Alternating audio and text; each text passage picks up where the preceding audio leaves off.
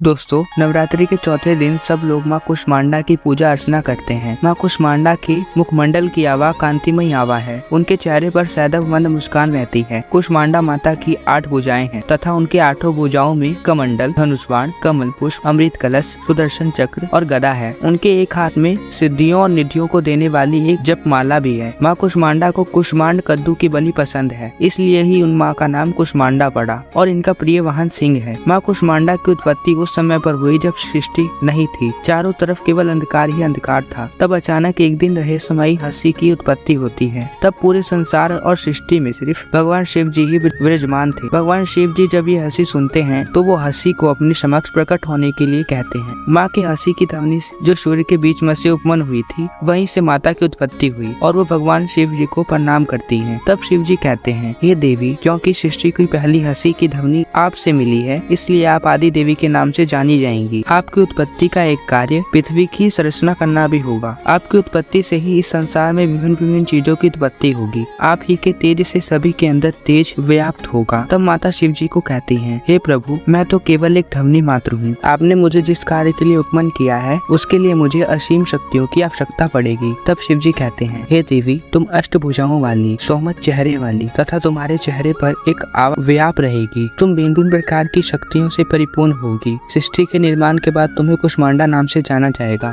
और तुम्हें पूजने वाले भक्तों को भय या डर नहीं रहेगा। तब माता कहती है, हे प्रभु, आपकी दी गई असीम शक्तियों का प्रयोग मैं सृष्टि की उत्पत्ति में ही करूंगी। तब मादी शक्ति कुष्मांडा ने पृथ्वी की सर्जना की। हमारी पूरी पृथ्वी की उत्पत्ति एक ध्वनि से हुई है और वो ध्वनि सारे संसार में व्याप्त है। अगर इस पृथ्वी पर कुछ सत्य है तो वो सिर्फ और सिर्फ ध्वनि है। ध्वनि आपको परमात्मा से जोड़ती है और इसलिए माँ कुष्मांडा जो सूर्य के बीच से उत्पन्न हुई थी, उनके भक्तगणों का सूर्य बलवान होता है। दोस्तों, नवरात्रि के 5वें दिन पूजे जाने वाली माता की कथा हम जानेंगे वीडियो के अगले भाग में। धन्यवाद।